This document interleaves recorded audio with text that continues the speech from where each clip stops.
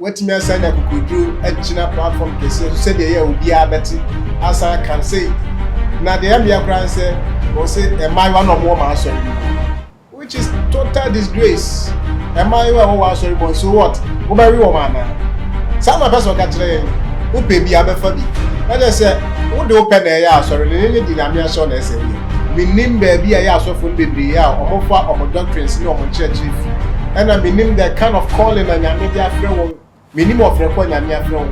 And I mean, Namin friend, small, minimum small crowd is small.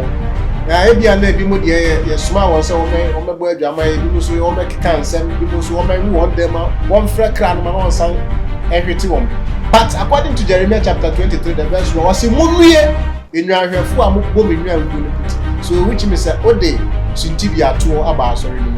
Because one more Casana, one Casana trace said, a man who are the Akrani, or the old pen hour day, or real.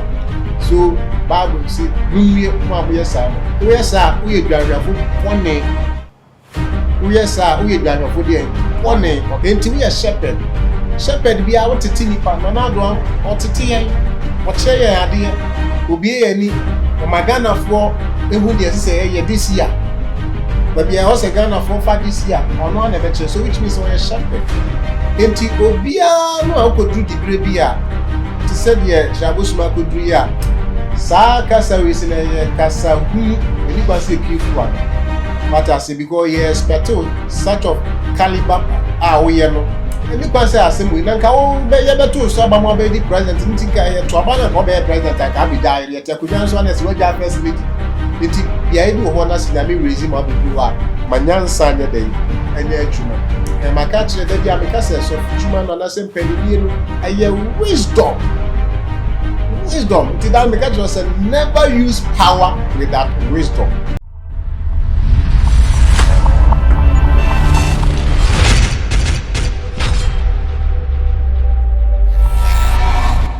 I was here for my mama Aquaba Ediba Xposed so. When we are bear my limo, Elikem Kwame, American and Amatri Eddie Abel. Now, my trip will say, na Eddie as some and if near as summer yentia CSana, near copy in the 4 Uncle 4, or more drink chile, I drink papa and mood dog, I bema wakuma to him, oh baby at war. Assemble any yedinam.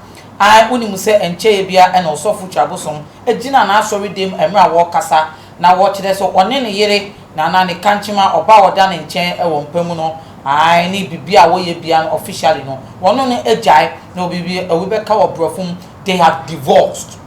Na enomo na nkofo eka se den ti na omo divorce o kire so woni oba foforo bi so akoye den akowo na oba foforo no na akowo no e na ama ne yere na aye den epoku aye den apai we e na nkofo bi e wo social media ana obetie temfo yeso ye ka se asofo ya ne preach ka kire ye se en wo se ye pe aware dodo so ye nje dwaman ne enfo yere ba ko ne ade na wo sofo wo wale na wa fe yiri echi na oyire kan na enu ti wo fon ejai na enum ka se ni wonu se osofo chabo so ama ya ti ase se wono de ofo aware dodo so because aware dodo enye bone oni bebi a Bible mu e kire se aware dodo onye den enye na empokra ni kasem no se ye kasentwi se enye kasakoa se na oka ni bia o se an apafo ne doso emma no mo ho fe ni ebi gu asole dem wo ohie bia obeso so se nkokọ no enu ti wei na me ne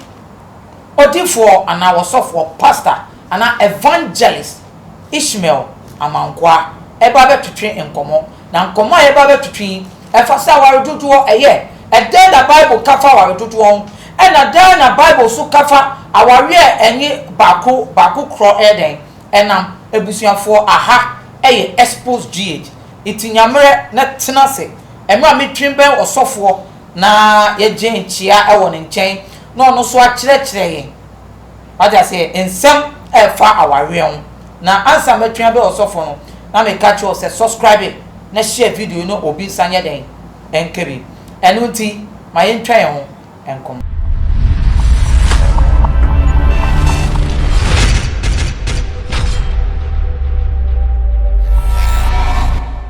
Eja Ishmael ma kwa ba the Xposed Mejo so, yeah. Okay, where Yes, COVID inti. Now so omo boa na ekro no. Yo, muzi afọ aha. SOG. Odi for me pese uchia SOG atwafo ema me. Uchia busuafo nyina ehwe Xposed GH. Achichi ni benche wo mo e wa mo na ne baby a wo bia o tie nka omodin ase be subscribe. Very important say ene wo hwe yen na obesua ne ma bebre ye chia ye ma boza baby wo bia na yesrew say anytime bia no say open dia obesua bibia free mu na open baby a obehwe na wate ne ma se a haya na ahanso ene beboa intimi chia mo esam ema mo piafo Div0rce Div0rce onyankopon hye me dem me friend wo Div0rce na o say time friend me from evangelist ono de ne say obetwa wechi ubodwaman ya dwaman pepe to pay iti ene asem no onfa ngwa wan ho na say prophet edwuma won so mo de omo kata nyom baby ono de obeka asem no say na bible ne den e kire Div0rce evangelist ma akwaba na answer me ma akwaba no na me bisa o osofu chiabosum ensensem yi twikobe man we hu bi dada wo hwe ne kasa mu ne nyoma wo kasa ya as a man of God simpia ogina so a wo kasa ya no na wo say wo make that kind of statement me da say minia said you see the I am phantom so osofu chiabosum die no simpia na ogina so na platform na ogina so no die na ni kwan so make that statement no kra as a man of God die chiwade kese pa se ube make such a comment na ewo a platform na o make sa comment na ewo so no nanka anokra mpo ne F00lishness nka ade anokra beka enti wan fere wan suru asenyame nipa on top of that wetimi asanya kokodru agina platform kese so se de ye obi abeti asa can say na de am yakran say o say emaiwa no mo ma sorry no mo which is total disgrace.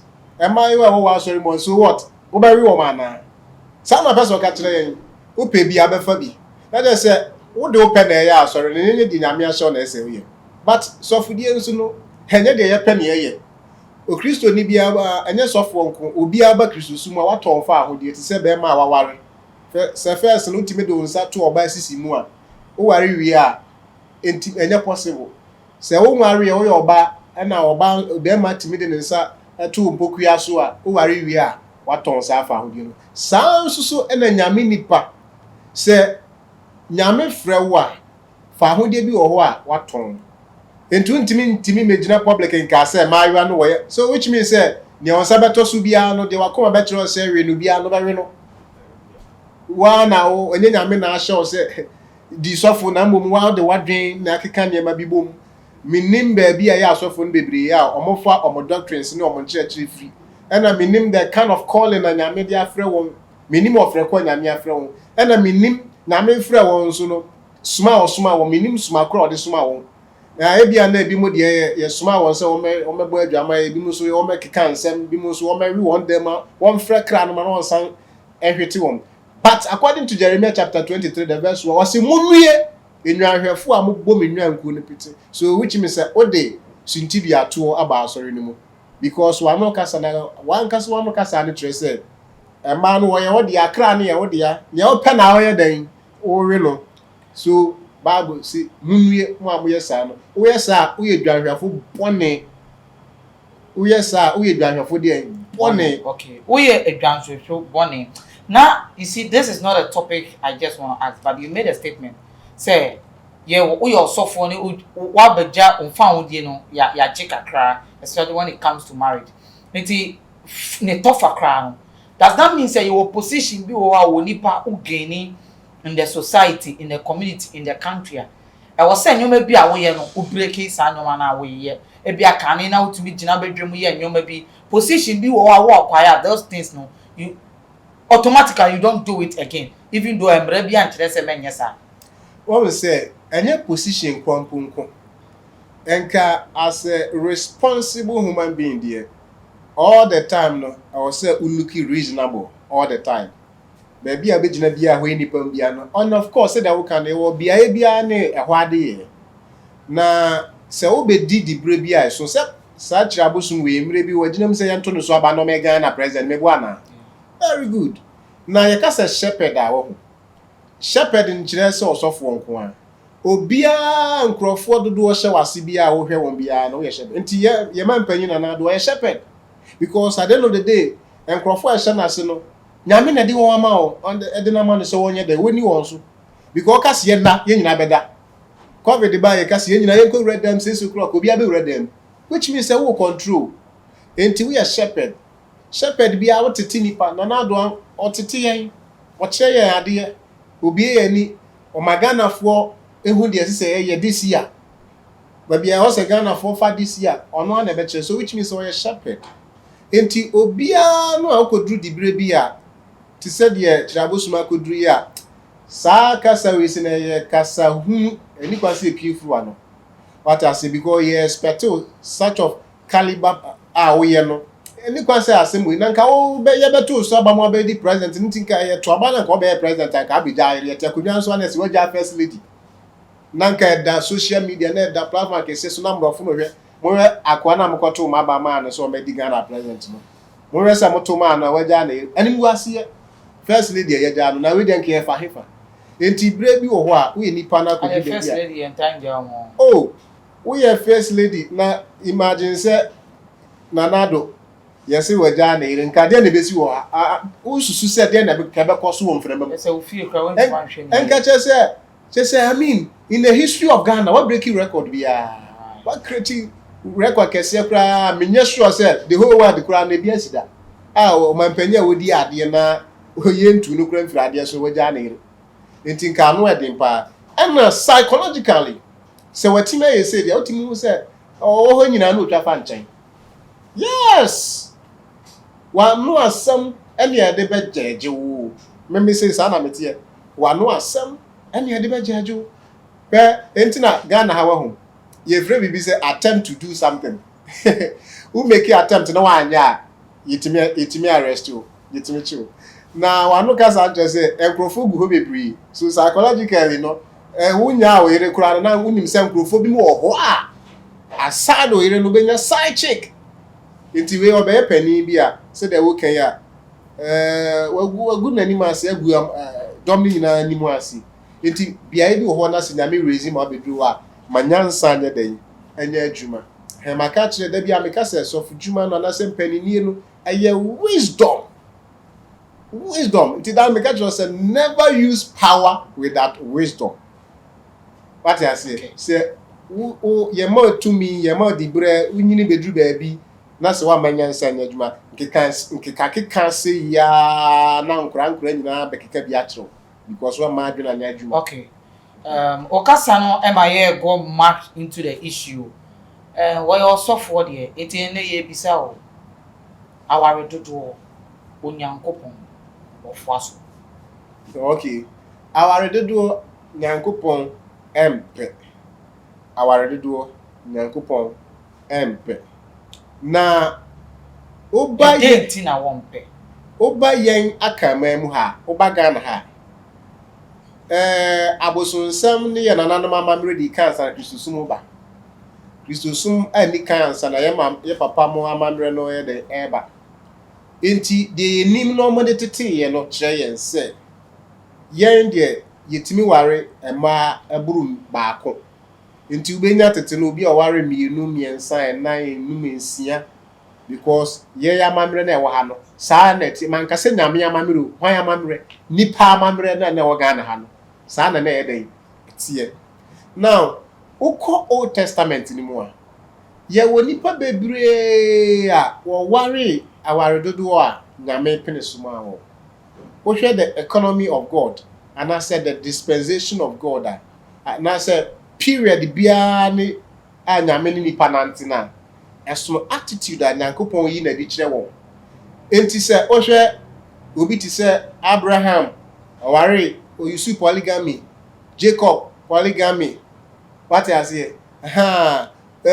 You nipa bebre polygamy ni koso. What I say? Bebre ye koso sa nyame ma kwan ma ye koso sa. Na unim Jew for no practice polygamy until the 11th century. Roman for be take over no. Roman for take over no. rule the whole create empire. And a Roman for no insist introduce sa our back. But I don't create a critique problem. Only Jews are not more Palestinians. And not a just our back on the tomb. Now yes Christians so unfortunately about two so now Roman for that's why really that's why empire that's why yes better so. Na ehwa emam say Jew for no o ma practice church from o mo nana Abraham Jacob mo basa no Judah mo nyina practice polygamy eba Solomon mo nyina practice bi David the owo Solomon o mo nyina practice polygamy so no mo nyina kupon favorite what I say o mo nyina practice bi enti ehwa ho fitete Judaism no still na nkrofo G2 until say Roman for ne ba no o mo no ebe introduce you our back. Now him ha na ebenya Pharisee for and Sadducees for. Se Bible no kwate Pharisee for and Sadducees for. Pharisee for ne enkrofo a omoji Mose mratum. Chinchine atwan. And Sadducees for no so di Roman for de no and say Greek for emra ne tuma. What I say? Good. Na Pharisee for no the word Pharisee ni say separation, say yate ye ho. Se omfa Mose mra ne nya dwuma ne ebete ye ho. Ana Sadducees for no so omo na eba honhom fam a omo hyeda anye honhom fam ne ma ni to omo na eba Yesu Kristo nche be bisa se obarima bi Mose mra ne kire yen se obarima bi tiras no oware a na so owu a Mose mra nche se wo a wo ye mi nua no ko ware me yire no na wo fama me amawu no enti obarima bi koye sa ena owu ye na ne nua be ware na yire na ne nua no so wu na foforo be ware no so wu ye enti owu sorry achi no Pampa no be your ba na yire. Na Yesu Kristo be chiro mu so owu sorry achi na ware ani ho bio. Enti no mo so e wo problem e wo honhomsem mu. Ana we mu so problem kakra wo doctrines nsi mo na yesi wa ntwa akwati kura na onko heaven. Ha Pharisee for na so sa ansem mu chinchina atwansa. Yesu ne ne nkrofo be didi wa hohoro sakra. Hey enti bi da. So we hunto mo na ekura sa mra no chinchina atwan no. Enti sa days ni nyina na ware do no ye den e wo ho sa. Enti wo hwa even we are say yensushiri na chi na nyame to nsuo say nipa nyina no oto aso ma nipa ware tutu because na Noah ene ne nkro ne maya remember ni ho one omo busuafo na ene de da ya ena nipa na because nyame ne ma won kwase monwo na monnore na masentre se po anu anua this generation we nyasa na nyame ka train. This generation one catch say young one na yasinori se po anu ya na bi mu kan Bible no monte ase because that generation no and catch no one ne ma one can tell wo generation under the grace you one can tell say ma wo asinori se po anu ya no na me bi say asem wo sisi out we wo wa ma wase adore se po anu ya obetuma hwe wo but at the time of Noah there no wo hia nipa because na nipa be en wo twepe 8 the whole world nipa 8 so which means you be hear nipa more enti na busua no ye makwan ma busua na busua da obi say e ba ne sen a ye pamo ken free ho wonya oba ware obi mu se okwa ware enipan bi mu oba that's no Adam wo ken ene be na chi no wo set chi na a chi osan wo ema o ware ni nua ba it is there extra research enti na polygamy wo ha be pim generation under the grace or domre mu samre we mu de se uye nyame nipa na se kura no unye nyame nipa and according to Leviticus 18:18 no or say ubetimi aware tu but hwe se won ware obi ni nua ba chiwade so be ware obi ni nua ba what it is so which means na polygamy no nyame apene so good enti ye ba no na nyame besisa. Now don't forget to say Old Testament no twam fonini try yen say emire bi beba o je emire bi nam kwan mu aye den eba na sa wa je emire mu no beba what I say entu kan as wona asomafo ne ka say emire dodo na mu ni mu no Yankopon bu nani gu so what I say ne de wasiesie obarima bi a all ba o de atemu ba bebru bi a say the university what I say this first na ye nim no de Yankopon pene so ma ayen ama ye but enedie agenkwa Yesu Kristo ayi ne ho adi die wa yi bra bi asiwa wa de bebu wiase nyina tan enti so ka say no and no and I feel na be catch abema me unnecessary references say Old Testament and na obi mu ye say and na wa kotu wi asinyansa de abekere o say o ware mienu a oba no ntimi nyimi wo so because onimi so ojimi abako wo ho enti no de se so ye bia obeye nyansa ni hontia and na obi be catch o say yetete no obi mu ware 8 6 na omo wa asumdwie o timi hwe omo ma tete no na o ware 8 ne 6 so obi awu 2 kra 6 times 2 is enti asase be na won kran ha ya o ware 6 a o ma benya adwuma ya won kran ha so o cause problem for yourselves. Okay, so o cause problem for yourself. I mean, now when it comes to our dodo na we can used to baby buy no after the grace no now what should I say you are supposed not to be ignorant. Ebeka say and conform more past no e ware dodo into soon to me there and ware dodo na me bow ebrebi na Corinthian for no kusu e den e wale dodo iti Paul be shem rade ma Corinthian for say osofo nyumanie it was so for Christ and what's a worry dodo that means after Christ no they were still marrying many Anna yes sure issue ni say yes Christ buy no na ye wo Old Testament wo ba na ye New Testament pacho tie me yes Christ buy na ye wo Old Testament ye den e wo ho enti ujai Paul a osomafo Paul a obe recite Torah no from head to toe achiro Mose mra no be kan ni nyina achiro no ye scholar a wasua ni nyina na don't forget say me starting American no me catch you say Jewfo no any enkrofo na e at the time of Jesus Christ beto wo no na wo ahye na wo di so wo ahye dia wo dey wo di so na wo tete one tradition da ho dada ansa na enti Jesus Christ kra etu of na catch you say ada we penny na ya kese chen ye Abraham ana ye no ye ja na beto because Jewfo no kire say the first Hebrew man na nyame ne kasa nam na suma ye benya Hebrew man ni Abraham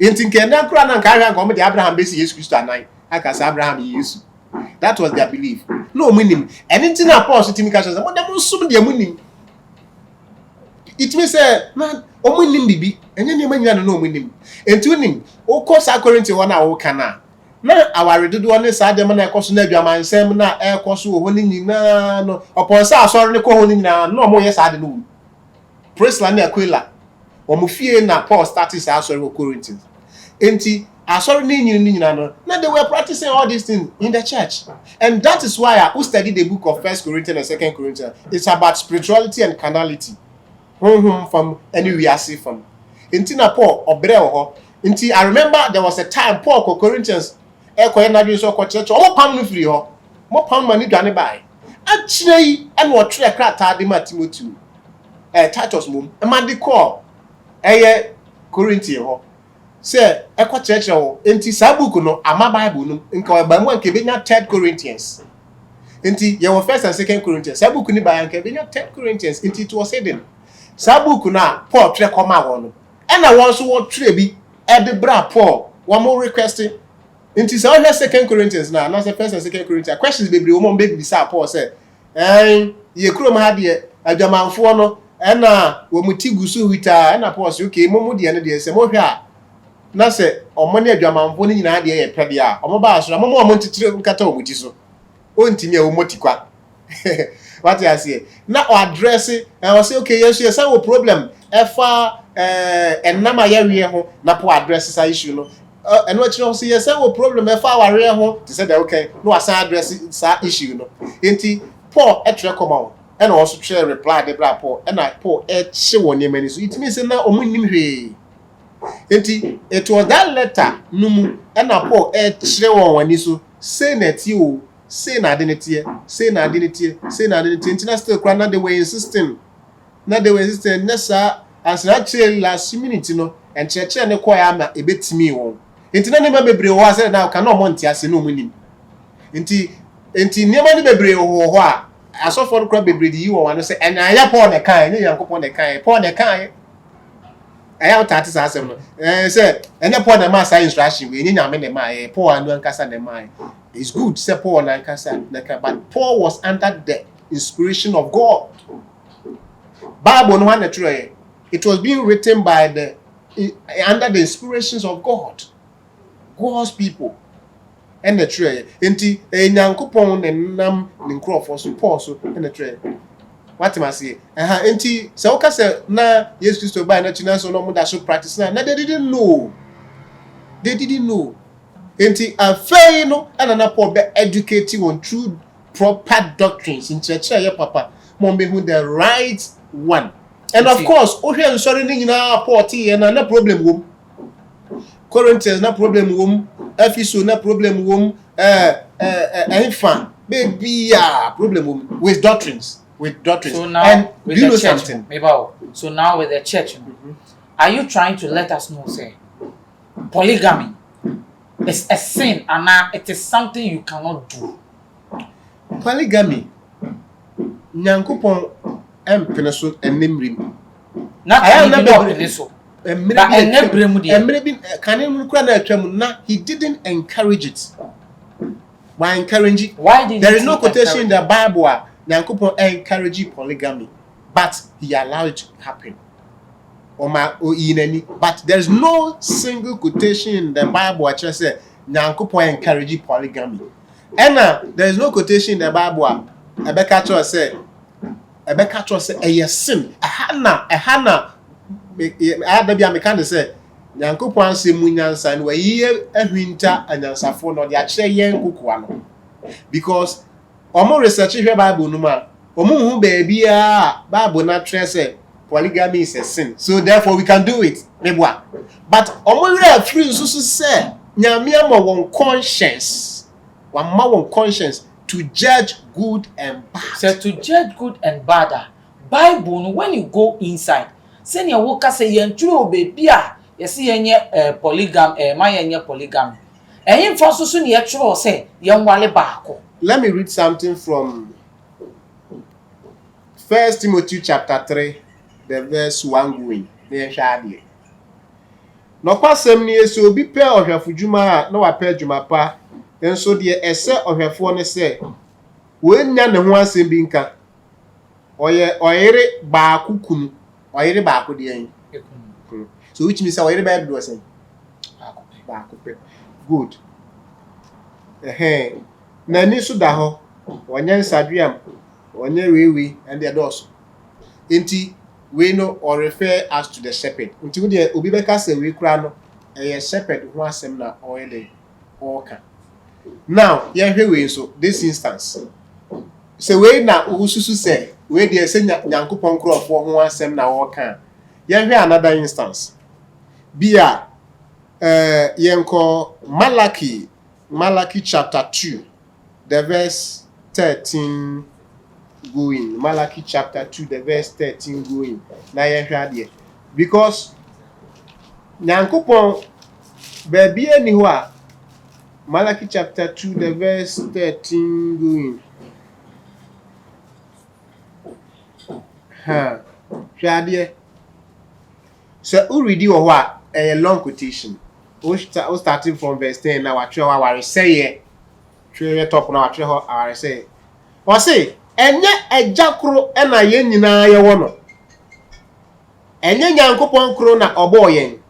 Enam bia nso na onua kontopo se ye begu yen ajanum apam ho fi. Yuda atwan kontompo a waye achiwade Israel ne Jerusalem. Na Yuda agu Awurade kronkron bia a odo no ho fi.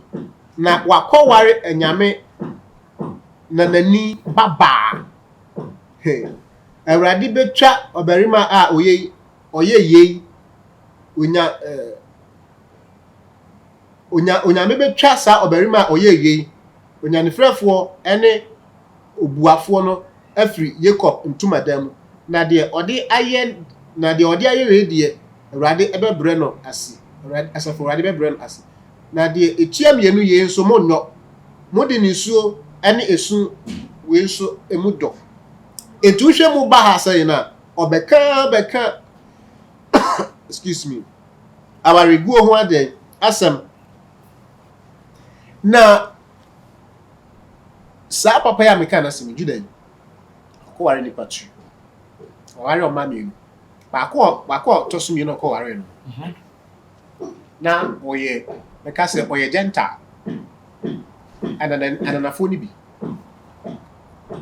na chiwade onyakopo fie pachuti aware mi no chiwade onyakopo fie na obi meka se ebia na oye onana ni nti na nyakopo bu afu no.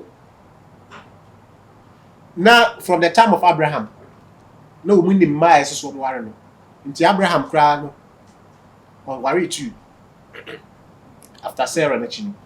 Neba David, Isaac, or worry one worry na nani, or worry ni fear. Until na Yankopon at Abraham specific area so worry. Even the whole entire Israel in the Nyame actually be worry free. But why encourage you on say one worry me no that. And inti Pharisee for the Jesus Christ time oba ne nchen say inti bibi inti obi wo ho kwan so ja na yira na Jesus Christ ka kire won say e de na watwe no wo Mose muranim eno wo ka say hey so obi pesu o ja na yira won twe character certificate in fama no so makoma din to no yes ah na wura free set no Nyankopon bo ba ene obarima beginning oba ni bema Nyankopon na serve no as a parent and I said awofo eje Adam and Eve nsa ne etirade nyina tum de no ma ware inti beginning no oware paako nyame anka nche yen ware mienu inti nya Jesus Christ make reference to first marriage no say na we refer say mfiti ase no na oya baako be ma baako what you say enti Paul so beto so say adwaman ti obaa bia na ni kunu baako be ma bia nso enya na ere baako so ultimi show so na ware obi ani ni problem but so so be ware dia ultimi show so na so be ba adwaman a ene go and take one wonso kofa baako enti o say na wenti na obarima be jane fie ho de no ba fam na yire wankasa de no ba fam na yire no na one ba no ba say where you see the word two one ba no ba ye one intini so what you say enti say okotra wanka na ko ware bebre aye we hu ade ma be nsia nso na wo ne omote because say we say quotation bia wo Bible no mu. But all these references are there. Now which means that what go beyond the word of God. So what go beyond the word of God? Warrior yen fan go heaven. Right? Say warrior yen fan go heaven. So whoever marries 10, 15, God will not come on do this earth and judge that person. Say oh warrior to do until oh go hell. And also for you one saying. Say obika say warrior yen fan go heaven na wonim ni oka. Na onim ni oka. So because aware ye fa ko heaven na nipa no woni me oka so ye sofo a ne ho be me nwa papa because ni ye ka say emfa ye ko heaven na person ka di asem na che say entimi mo me ye ko heaven na sa na person o kire so ka say aware emfa ye ko heaven na person o kire ye say so aware entimi emmo nipa ma ne ko heaven na anya say ebia entimi mboa nipa ema ne ko heaven say ne ebia Nyankopon eba what you drama mbo wunua wando ebe fa ho ayeden ajeje no o mba gina obi a marriage so a calamity a very serious catastrophe a earthquake a disaster why say o ka say o mejeje marriage a institution created by God marriage and any partner institute marriage in Yankopon, and he knows the reason why he created marriage. Share Deuteronomy chapter 25 verse 5 bana marriage God's own plan. And Yankopon kasa hyehyɛ ya opese oye for procreation. Said the be nipa beto aso adore wasase so. Enti God's plan opese this time I want to tin etie mfa bo nipa bi o. Enti one of the way of faso a odi nipa firi mu ba no. Enti say wo uko hwie wo sperms tugu a obebu mu aten so uko ton wo sperms waton nipa eya wudi sem kese pa o kasa sem ya that means recently wana you say yes sperm donation the one no so no akoko bebu aten say see a o de udin pa the same within the F0 very good when the name say F0 on the 25th of February 1990 ne maame ne papa shia ye no sa na F0 na babanyi ye babanyi nse no enti say sa particular day no papa ko share condom tugu ya ko atu hwan agu atu F0 atu agu senka okot ya te semrofo bi abaga na ha omototo sperms e na okoton ne de sa particular day na ka waton wa ye den so look at the talent and waton dey am will be free what they check but we are not supposed to sell it into omo tonton omo sperm ni ade no it is against God really yenton e nipa omo ye nipa sir when you sell your sperms what selling nipa what on nipa it is economy ayewo mu yi na me hwe me ho achieve na me kodi 2500 Ghana cedis now say anu nti me ko he anu nti na James 1 can James chapter 3 I think the verse 15 or so can was say anu ni ewiase nyansa anu no beka say wo ho chiro nti ade na ankoton we say ade na onye say hwe Satan we nyansafo there be am ka say Satan we can trample upon Satan where Satan is not easy to conquer very powerful enemy hwe onimunyansa nkasa very wise enti hwe obetima wo ama wasensene wo bone ho ama na fito kama na wa feel comfortable now you okay find a way of justifying a sin that you very good now I feel comfortable now to thinking say everything okay enti da bia me can say about 90% of nipa abeko bonsan jam no ye due to ignorance what I say oh we dey anya hwe we dey normal we dey obi aye yes obefa aware ho me na me come to aware heaven to so mienu heaven ketwa uhu ne ya you enjoy it but when uhu ne ya it you feel like you are in hell it's say the wakobo nsenjem no hwe dia obeye no ware mu bia no obebu hu aten because do you know why hwe abusuya related by the same blood enti wakofa oba ne neti na se wafa nachi according to Hebrews chapter 13 the verse 4 was mengu aware hu aware mpa hu fi Hannah marriage was it there Hannah marriage enti nyankopon kura no Bible mu Paul educated the church of Ephesus no ade a wode toto ho ye heaven or say eyirenom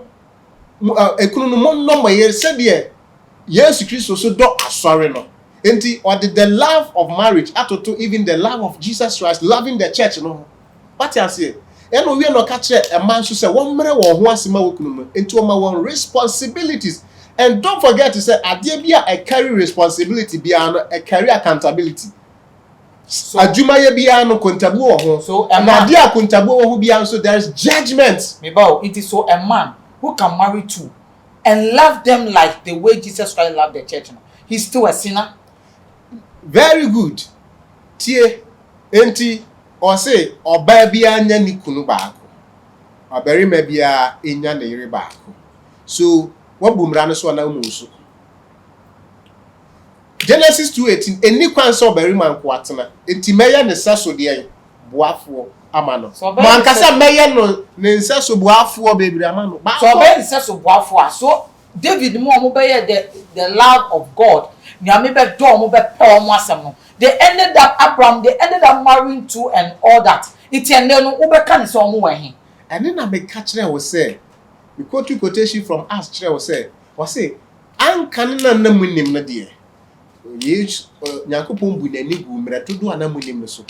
Na net ye were ye be a siwa, Bebu yasin, or Bebu be a ten. And don't forget to say, and they know what being no crown swatch rain. And let what being no crown swatch rain. Yes, you Christo. What being no crown swatch one nam poor mosso, and it a sempaka for no be brave. I cannot crown rain. Say, here say, ye na ask yourself, say, I didn't know have what they are worried about. Now, ordinary people, no, they will catch them and say, yeah, they bet you about the I didn't hear. ohefo no ye hwan is it because of so ye nyame ni pante na ye de ye hwan ye nyame de adentina o ka so as a shepherd ye onware baako but the rest no de enu say no eye Paul na ehemra so that they can be able to watch over any partner no mo asori dem obetuma hwom so because ebia so or solving for problem onu konya ware dudu na ewo ne ye fa ne say the shepherd no onu wa ware 3 ware 4 na problem eja dere wo ne fia obetuma ja ho no abesia akwa akohwe omo wo uka ase bi o say o ware mienu na say obetuma ado omo saa send you also for so betuma ware mienu ado omo saa mana yi say the okay but for him to get attention for the people of the church no anything e bia ye ka so worry back na no so attention na what about so betuma nya attention so mo mienu so say the okay no betuma nya attention so mo mienu so enti on worry okay yeah catch your boss masem say in case na yire no esamba back reconciliation o masan be ka bom ba ko no sa check no ho we nso ho na so betima do mo mienu a on tra ho ana na so be nya attention mo mu nyina because see how sika woni bibia betima hwe wo meboa peace be ya adwuma na so betima hwe wo anti on tra ho ana eno na ye pese eno na ema me pese mi hunu se so when him say eno na me sumi pese mi hunu se is it a wrong thing say onipa efa oba de bi kan wana yes nti odi for won sem no wo chese enye yes yehwe bibi wo Deuteronomy chapter 25 the verse hwe ade bia watre no Bible bia no watra ma yen ni wo watra ma yen yehwe so Deuteronomy chapter 25 the verse 5 going say enuanom tena faako na wo mu baako na oniba a ufo na yire no enko oba no nko ware ohoho no na kunu nua enko no ho nko ware no na onye ekunu enua ayede no ema no onye okunu nua ayede no ma no na baka no so me adan na emema dooso na se woni ho a Nyankopon na Moses su hye se because Paul says osi Paul na e hye ne mra adan na nyame su hye o hye ne se emema dooso adan na ni kunu ni ho a onko ware foforo ana se yes onko ware foforo na chinchire atwan me bra ne yire no na wawu kwara me nko ware ne yire me nko ware me bra yire enne eye dwaman ne dwaman mamisa question o ware enne se unia pani ukofa ne yire waba dwaman na o ma dwaman enti is it that eye sin na enya sin se na ware ukofa o bra yire na se obi beto so a eye bone na enya bone kese pa bi oh my god it wodi for me pese me bisa some way this come to a general question you see the population has made us know this has been something that has been contemplating on my mind the generation na mayati say aware eba nipemu a ema ye wiase ye almost 7 billion by analysis we here kire say wiase ni ye 7 billion ema nko a eye almost about 5 billion inti mema ni ye 2 billion pe and we wiase say about aware mo ye say every man to one woman yeah fine inti every man to one woman no say buy 5 billion a youth na ewo mu no ema ni youth na ewo mu no eye 2 million omunya nso awale eye fine aka 3 billion women 3 billion women na aka no say sa man no ye wo omwo prison ene omwo ewu ye mfa ne so omwo ewu omwo prison ana mo madwuma ka omo no they end up being ebia ye mfa ne say 1 billion aka 3 billion what esi amana be ka 2 billion what women ye yi 3 extreme the youth and 1 billion ti aka 2 billion women ese menwa so e 2 billion e wo wiase ni na menwa ye 2 billion no uyi de wa bodam de oko prison ene de wewu na almost ye ntwa ne say 1 billion ayaden atie free so se ababa ye 1 billion men to 2 billion women almost no obia na benya kwan awale ana inti Bible mo kura no se bedrum bi no oba ba ko beba se ema be beba o we ema be 20 beba se bra ifu fa odi 2 yen so na ka se o yire ne yen keke but no munya be ma mfa omudi kura ntom so this is what will happen. Now, so team, we at the time of Lot were maba or fresh ones. Now, Sodom and Gomorrah more practice true. Into a mobile crana, Lot will say, oh, me wa mama fresh war, some more per cram, I mean, foul more. So, no, ye per mema. Now, and now, a ma buso said that we are statistics. Abuso be a bit many number of a ma or per now, and then so a mema door so. Still, it may practice true or false. True. And then now, what I say a chairman, you know, here could be a 2020. No, still, upon in a man jai practice true. Into Yami day. Okay, Odi for Saoka Sunyame Ayo there. I'm throwing another question to you. I waited for you to answer me this question. Okay, all right. Ashafo, more and common here to train Ewaha. Your person will be at TS because I've made the general because a Bible more. Odi for Becca today say, our real do draw your day. And for their doctrine, for you to understand in the life of Christ. But a reason is a see I then now only for me be some question. What want to say? Say young wale baku when a lady it's even say now 1 billion is going for 1 billion women. So 1 billion men are going for 1 billion women. Omuko wale. So 1 billion man akanu. Only for you say enumu na obenya oba ohwe na ontumi onya awale aniti na wa fe ni nua akosi ekuma ase chale ene sa ni enya awale a yenye lesbianism iti watwe ne nyonko ene ne ye lesbianism odi fo wutie mi o another one so eye oba na e bia wadi boni a wako why lesbianism oba bi so onim se mema ni na asa sabi say 1 billion to 1 billion it will onim se mema ni na eden asa it will gusu twenkunu iti weba no person be ma bi person wa wale o person bo ni dwama ya na wa ba na oni na beda e no ba bi so ho so a ato sa 1 billion na aka no ye wodi on so wo a wa ye na adwin so ni nkofo na o wale kunum na ebeden ebeda ebe ya nko ye wale ni nkasa ma no it would if unhu no say awale dodo na ye preach wa solid dem na ye si ma ye wale dodo no e na this lesbianism side chick any ma omo fa nkofo kunu no because they say nkofo ehu say we awale nso oyire ne ho no wakọ hu say we awale pa no egu awale no wakọ akofa because essence mema ne nya dodo nti mema ne nso humanity na lesbianism side chick any awale goyi e doso no me da se pa uni bibi hifa for na ye lesbianism Emma very good now within the man no Mirafo na lesbian and I say Maiwa. Maiwa. Very good. You to na meboa. Maiwa na omo hu so girejire omo so. Omo na ye homosexual. If you go to obia odifo unim hu lesbian oba wa ya brewada. Still you lesbian. Or friend kola mum scam mum bet say be better friend na senior ade. Yes, my main casem chro. Share over general population no. Omo ye lesbian ne sa homosexuals ni na no youth class no na ye sa do. So if you said okay, we be nya do rakra wo mu a on be be a 5%. Dodo no aye emayewa. A be hwe omumfie no ye between 15 to 30 in the doorso. 15 to 30 and omo doorso. Emre bi na metikam na metie Ace Commission. No omo ma population na omo Ace pa na Ace class no ube mi benya from 15 to 25 omo na doorso Ace. What you say? So which means say sa class no na eba ayire won ho eba adwaman pa. Na mama ka sem chiro.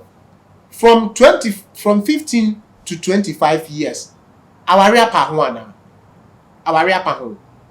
When na obetimi oba be na be ka chem say oh, manya 25 years aware pa ho. Aware pa 25 years ho. But omo the class a omo be adwaman pa. Omo ne class a omo ye lesbians pa. Na onim adena ene oba Ghana ha Nigeria for my boy adwaman ejina kwan ho for safe for no Nigeria for dominate Ghana for e dos chen Ghana for but oko Nigeria one state crash chen Ghana but Ghana man no say who have population ebo ahwa ni that kind of na Nigeria for door so a Ghana for ebo adwaman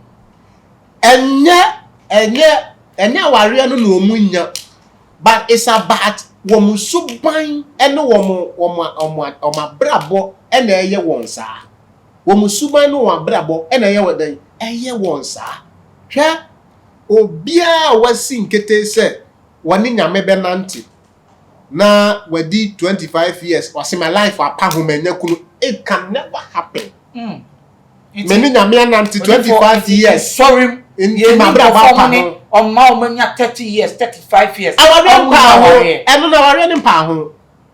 25 to 30 years in your age, as you draw catch almost our real pound. Now, doctor, lesbian. A pay your poor crowd or body, Unya sat 30 years away, Unya, while I also hear what can I will because a year children won't touch him.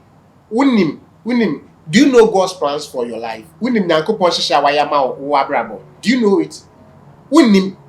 Obi owa obekwa sorry for na wo ka no obenya emma bebre wo mugu asori fia omotem penatwe mu na omogba aware ho mpaye majority no na ututu anoma ne ho ba be ka chem sa anoma be ni na je se we nim nyansa che nyankopon sa na se si out ya no wo no wo empena be 3 wo de ujisika ye uti wo de odi ni sika ye onpabo wo de odi ni sika ko boutique na wasa kwotena sorry dem se urade mamekunu mame bema na de oti wono ya aboa debi what make you choice awie enti nkana se ka che nka so ka se nyame nkrofo me se kura hwemu na ye de papa kura mame ba kura nka mepe dan so be ka se nyame nsama okunu bi o enti won fa front ka fo no ho na nye 5 sa na person ka che yakopon ye obi enti na da bia meka wo ya brante o ti wiase umu ade o pese onyini che nti da bia na akwa so na bompo erade ma menyini che nti nyame ma onyini che no na fa di nkwasa asem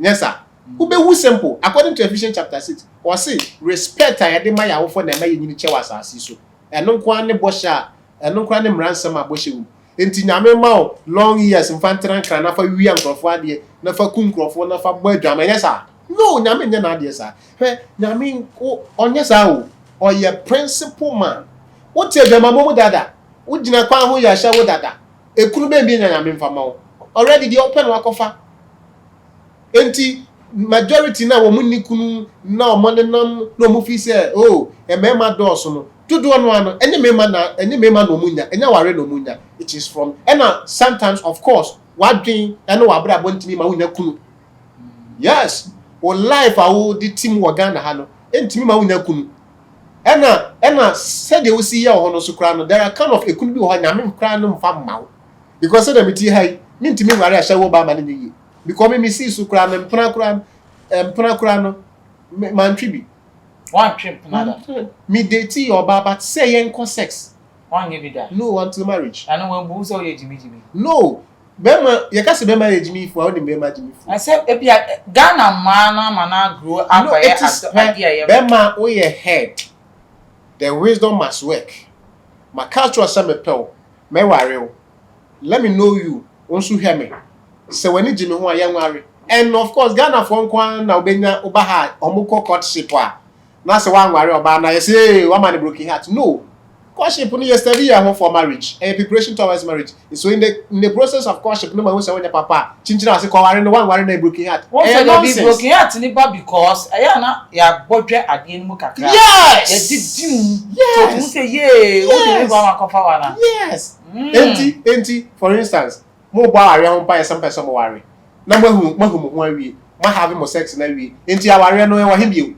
mo ware awie ena enti sa ware na ode be Nyankopon anim se won san hira soma wana no ade no o say Hannah marriage Hebrews 1 I can kan no o say mo Hannah marriage honorable thing enti ade na wadi kan koye de obeya awie na ade ba be Nyankopon anim se awrade ma ware ni o no okay odifo wadi answer na ye be wie so kakra no na enko last question na question person me to any answer na asemi be dey chiri and say also factual abosim nsem okan it goes with our reduduo enti na me bisa one question no you have give out that answer obi otie ho ase Xposed Div0rce hwe ebi mu be hu sene they will understand about it and nti o hwe ya na o share o comment na also o kire wa dwen so what I say na coming back to it no they say osofu chiabosom no esa making statement workers apart from the doors and he was making an indirect statement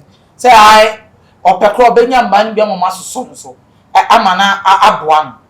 Does that mean that the churches that has come today are suffering being end up sleeping with the church members? And let a software now, my banner.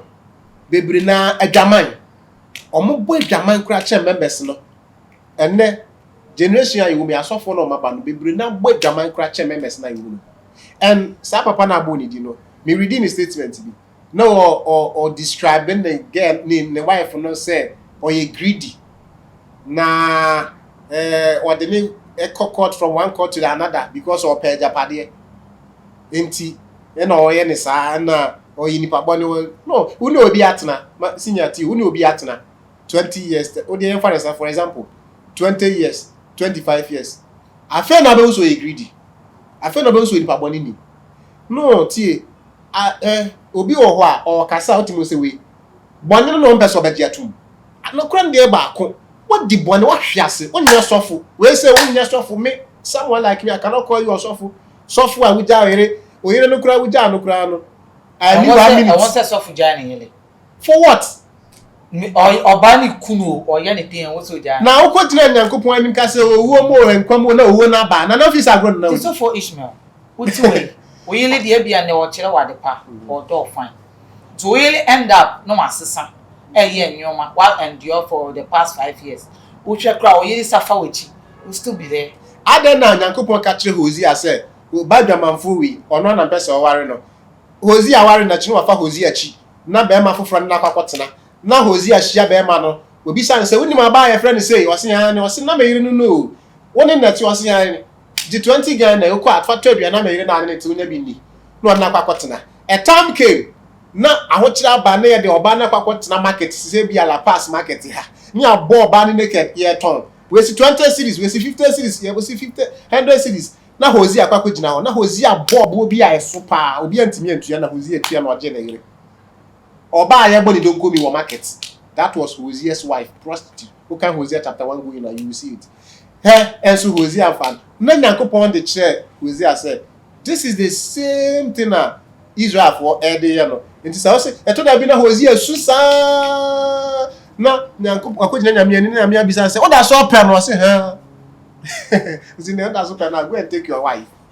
Nti Bible mu no, enema mienu pe e na ma hu say, enka ebetimi 2 biblical grounds pen na ma hu say Matthew chapter 5 the verse 32 na Matthew 19 verse 9 ho no ho pen na ma hu say ebia ebeye the basis abetim krade agaware baako o say adwamambo and 2 unbelief husband on di ebia osofo enti sefo ebia owo hoi na warie no adwaman akom greeders asie ohun ye unhu say no tu ogina so enti wo mi bisa wo no mi bisa wo say will you leave your woman when she cheat on you? Oh, that be and yes, would you hear any ade? That was the answer you gave me and said it was a man raising tear. It ya worry. We no a hackrampo no on my option. So while the man cry, you can still move on. And so also with the you know, there's nothing like Bibia ni why or say or cobalt drama and they use the statement when you saw your mind. And at the bottom of on any case in the or no any private issue. And no one can want them. But the other better one since there will be something that bit back home baby. Deep and on also about Casamenti or Bana no asem. The menti me and Casa case by me tea or Bano Casancasa nano asem the intia or a giant but Beman the attribute or Casta craft at home. I'm my say, make excuses what the name be in a one or no said, which that's so. And it looks as if Sir or Bano crown no over. New way chicks on cry. So no about good. So what she has obwe dwaman. Enti nko ba no krampo na nanka so nko you obi a okase mojaw. Enti what ma say oba no kra no do oba na nyamesuro ni. Oba no oye good woman. But they are still going through the divorce process. Oye good woman. Say oba no kra na senka o kase BBC you push it forward now there. But no problem. So oba no kra na ka say o yes o ja kra na any right because under normal circumstances why na there. As also for per quotation ya can from Timothy 3. What she has totally. And we say no we are granhafo a say ntirima no sua wa emmoa. Ye nyina ba hwe ase. And when you friend kwa ye nyina ba hwe aminam. And ni kwan say wo osofo na wo ye shepherd no. Wo boss abret say we. No. Ka say e man ni kura bebiri wo ho. Na say de opɛ kura mpo no a obetima ye we ye dwaman kasa obi wo ho a nyame mfrɛ no no na afrɛ no e na sɛ mpo nyame afrɛ na nyansa na oni nti wo hwɛ ne kasa kura na tumi sɛ we o se nyansa na oni nyansa na eni ho osofo chiabo so mu ni nyansa menka so oni nyansa me kyerɛ sɛ utie obi kasa me excuses odema me ne references odema na de toto nya bible ho a utimi sɛ we no nyansa na onye dan oni. Yes, utie obi ya. Wisdom. Where do we see wisdom? From yekasa. Na utimi say wisdom aye adwuma. What I say? Enti obi wo ho a utie na utimi say we kun ya nipa ye kun. Enye bibia ne ha no nyansa na oni na o bere wasase so. And of course, the papa ne kan make me say there is no sense in it. Per Bible. Ephesians or say we are a man of God that she say ye nya wo ho asam na dan enka pe de ken kan no she say ye nya wo ho asam na dan enka. And of course se me a youth leader wa sorry dem wo na me so me ko fa oba wo ho a obetimi advise me wo speech na wo kan obe wo asam a wo kan obetimi advise me se me so me hu se kete se ni go ene na akoso we ne Ghana nsori bebre num omo asofo na gbadwama efufa wo mo church members fufa mo yirimachi omugum wo ntimi nka ana o ma betra TV so keka kwasi asem ko a oh thinking so mo ya asofo papa there are asofo bi wo mba TV so a ye kan kwasi asem wo di ahwe awonyini but oyo no a nkrofo di na chi wo mo ntimi advice no kura ne ba ko kitua bi na wo mo me papa kai fo no asem ko a so mo ka mo deep secret a chewa nka bedwane oh bebre na nim nyansa o ena bebre no so na me from mo a minim di aya mo de ofre ne ye eya mo mi se nyankopon so ofre me na djuma be na de sha me sase me ne to be we se no start ijimi no the bible na to especially say o start so onya sika kakra no start ijimi no better TV so no okeka fun na wa obi kura timi e bullshit bible no kura say the bible no kura contain no kura no just a story bi na wom enye nyame asem no okeka nsem hunu na wa fa ne ho adi at the end of the day Ghana branch no no problem. Now a time will come. There is some hunu bia odi wano aka bia no Bible so bebu ho atem. So we are waiting for that particular day to come. Now yebehu wo munyuma because Bible na into a time will come God will judge them. And men who ni Ghana has for now o ma start yo nyame djuma no. Eya bebre be ka che me say we free nyame a men condemn me shouting nipa no. Who catch me so soft being free nyame I will never believe it until say me foundings me check underground na me huni say nipa no free nyame. And of course what you say nipa na de ne ho ba obi o ha what you so de ne ho ba ye mu bibi say ye hia 3 years and say ye go say we free nyame o. The very first time I'll be one I will start to work and I say who nyame sofo say who nyame sofo nso no who lack the wisdom of God. James chapter 3 the verse 17 going. My main cancer quotation because because sofo bebre wo Ghana ha wo ma Jimmy ache a osenka ye timi etu omofo na nka omofa but omomfa. James chapter 3 the verse 17 going. I say na nyansa efiri soro no de edi kan say ahote we are very powerful.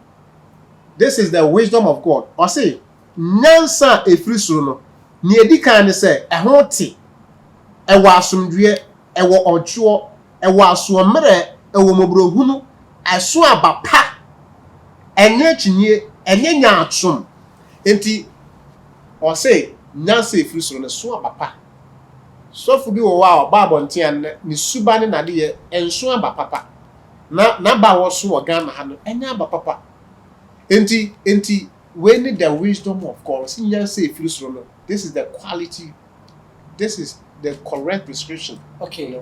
Enti ye de asofo mbebere wo a Charlie me asofo mbebere wo na word be say unti oba no mu asem. I say recently in stations we move for oba no etwetwe na so no obi mu chenkofo say odifo no kra no osofo chaboso no woni ni maid mienu awowo ena wasa so de emako penyi emako ni penyi ba ko so ayeden aware eho mansu no ne yire ne yeden etwetwe eho so wasem ben kapa station be we dey thank God we dey cry say simple station be I oban interview manaka so on ni maid ne so straightforward straight away we know as say we say we he is not a man of God. He is not a man of God because of what I've done and now ahwease or enyame na afre no it onyame frɛ wa wo ndi bɔne ebia won say ebi mutumi edi nyame echi assembly like how God loved David. By the end of the day, he did the worst thing God never liked. Itibia, enya ahwease and na wahwease say. And na ye hu ni sana just that he is a fake man of God. Adan na Bible ka say munhwe ye wona wogina ho no munhwe ye na wahwease. Because ahwease ne kire say wa wire free nyame ho. Wa mane. Enti yes Christo ba na wahwease ya, you cannot go to heaven. Woman ahwease bia no they don't qualify for heaven. They don't qualify for heaven. No. Obetima hwease asa sorry.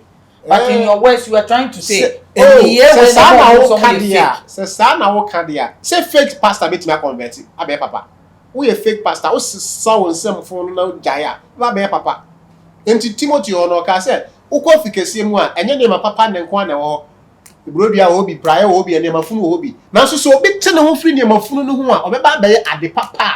Nyankopon yusu na ebe ye. Enti we man of God na wahwe a. You can come back. You can come back. Fake. What is fake? Fake means one man from the original.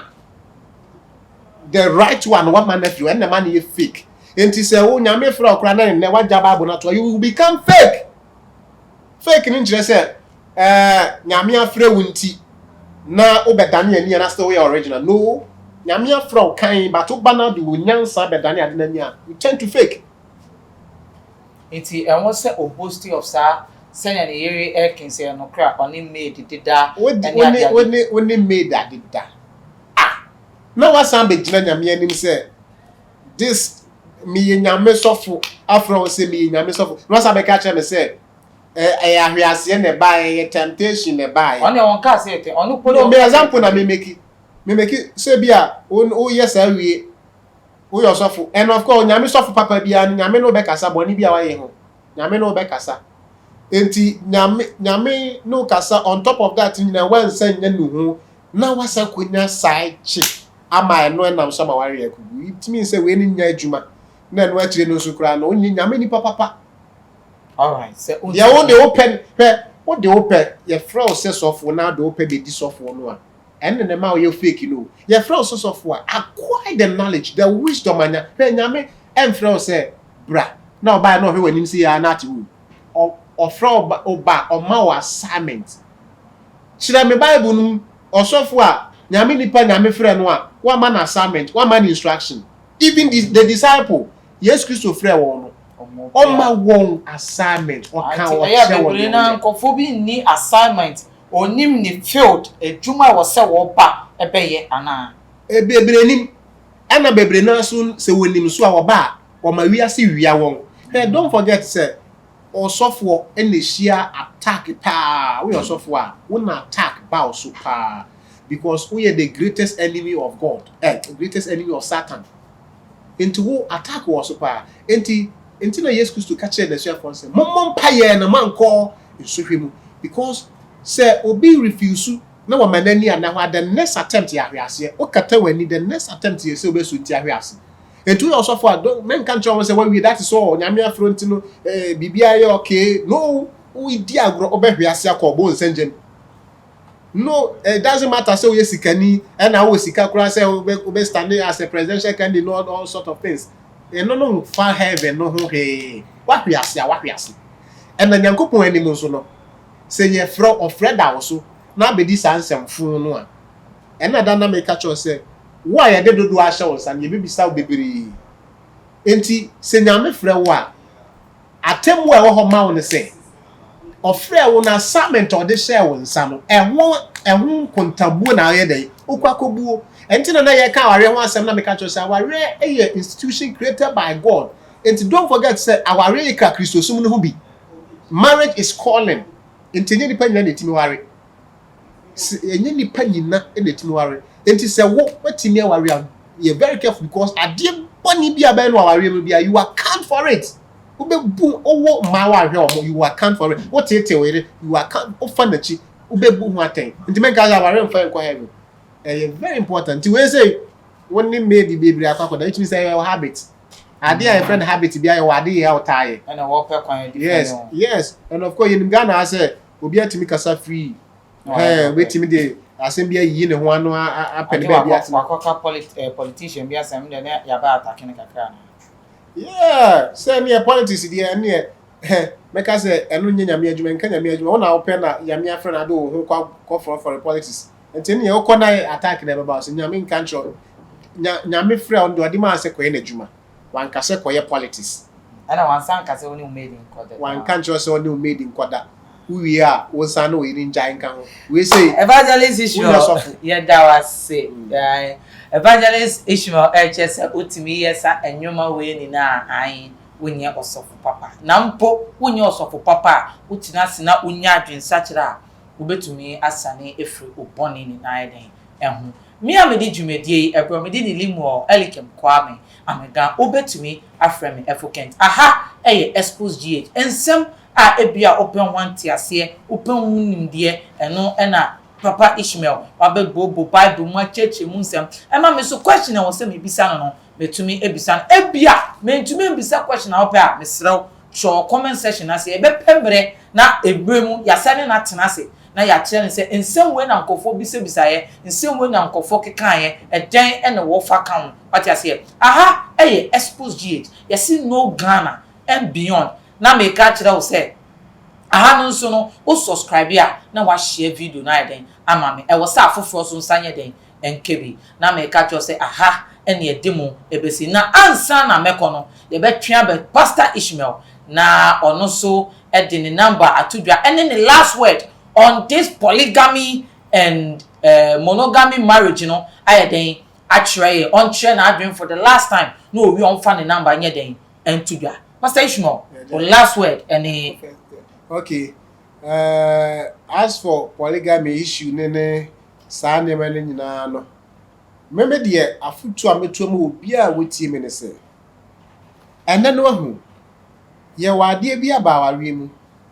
Na eno nso yetimi gina so gya aware se oni oba eba be ware na wan kan okra nche oba ne se okote awu na achi osofu kuhira so wi na yekoda ni hu se be ma ne nya adwuma yetimi gina so gu aware no the reason why ne se wan kan okra because bia na oba ne no wan nya hweda na akodu na yetimi gina so gu aware no eno wan ye faithful to your wife yetimi gina so gu no ena 2 ye wo bema bi wo ho a utimu se kwan ofa so ne oba eti no se yenwu aware no beku oba no ni problem bi ebesi bia no utimi bo oba no oba no collapse utimi kura kisikan ma hu bi pen utimi bu na te oba na nda wa nyina hye ne pant na de chichire oba no ensa gu na chisi we se wanya na da kuro be ko no akunu ebi esi pen obekọ no waku oba no ma hu bebiri o se nkura nti wade saa na be ma ne kunu nti saa de no hu a usi eja eno de na me kura be no be ya awe aware we no because e bia na otam nso and na tina me yesha asem ka cho say aware eye depa but say o ware o wrong partner it say o hell aware ma nipa bebiri a short of my life within a short time o ma woman amanya o right partner nti aware no we asikra nya o de yeah we so one ware the right partner kra na otimi wu ntem adwuma no pressure no ne we pressure about so to be confused ese we nema bebiri na no so nche say yen tongu so a na yen nye den yinja aware nyame mpe nyame asem quotation bebre wo ho a maka ebeka cho say nyame etan aware gu Malaki 2:13 to 16 Matthew 5:31 to 32 1 Corinthians 10:20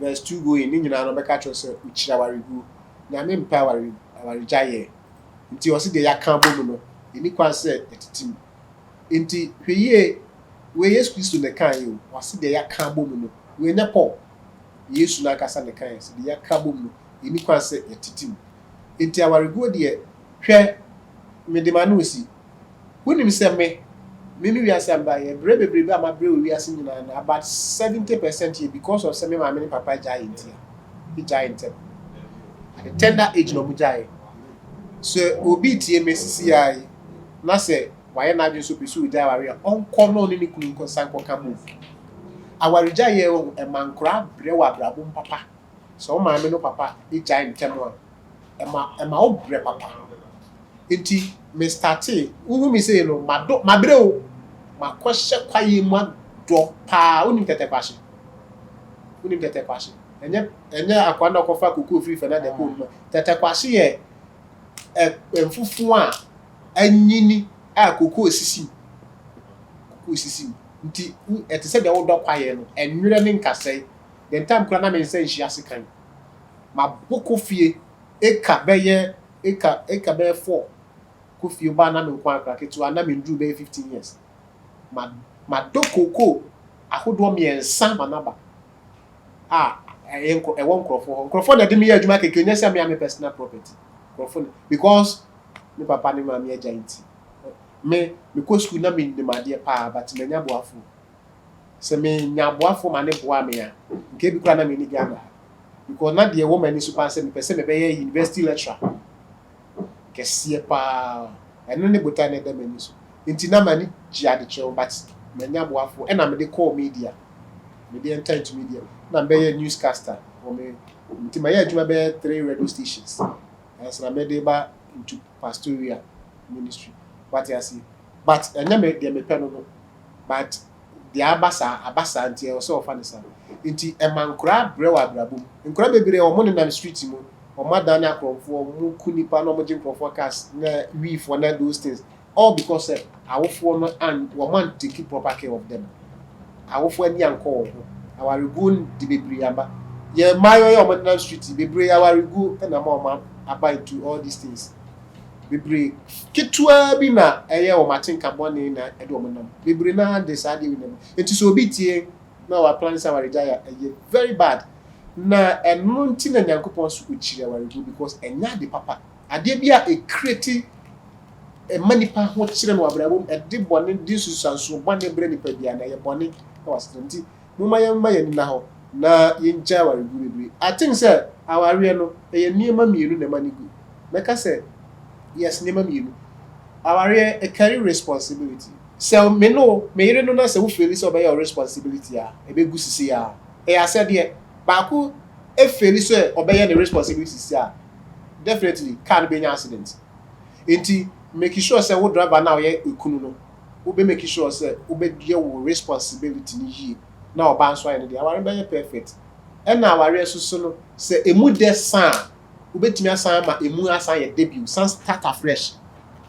Because Ghana has aware bebre nyini a na emu de ni tu.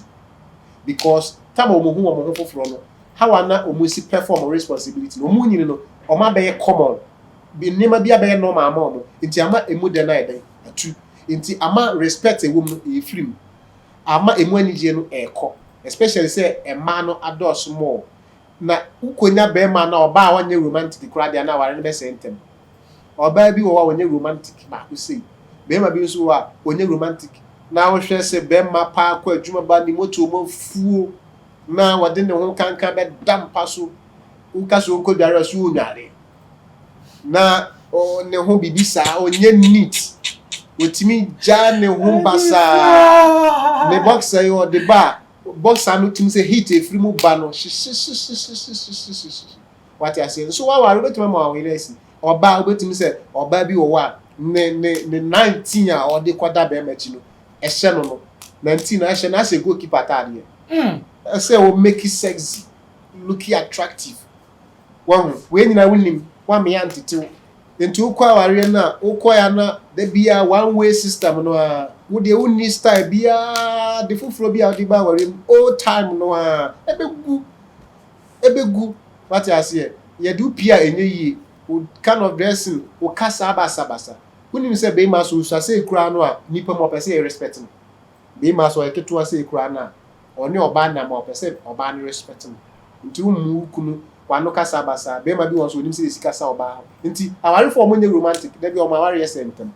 Intimate me, Manusino, Chia will be a na me too be after polygamy, dear, won't you move from Amwa, who pursue warrior, catch a radio, be more worry. When now, and catch a radio didn't just say, rather be to be my fish rubber, when enough form, nothing make you choice. Nothing by but that would be the best. Okay, my number so is 0555. 5 near 4 15967 05555 15967. Me WhatsApp on 0571 617892 0571 617892. That's Div0rce ana evangelist ye dase onyankopon enhyira ene wasempa on se wakasa afere me akasa ma abotumeti odi ensem na wokan ba wie ne wakasa ama ye ni na ayeso ayeyede na ebusianfo aha ena me de o ebesi aha eye Xposed G say no Ghana and beyond. We will bring you things that are beyond your imagination, things that will satisfy your heart, things that will make you feel okay that yes, you are watching the right YouTube channel on everything that you want to know in life. Yeah, making sure say obetena say na dey be our notification channel na den notification bell on e send here the your money bar. We say okay then Xposed for the idea e dey abeto bia yanso ye the enim before e bi te say Pastor Ishmael no mo so abaye den abechurch nsemu the idea e dey amaye mesrew aha Xposed na me chew say oh business bi opese obon doro e den na woton ade be na wo fa Xposed G phone number no e wase on na oni ye enye den entwetwe enkomo ye be bon djuma wo doro de den e dey amawo that send ye be say share crowd bye bye.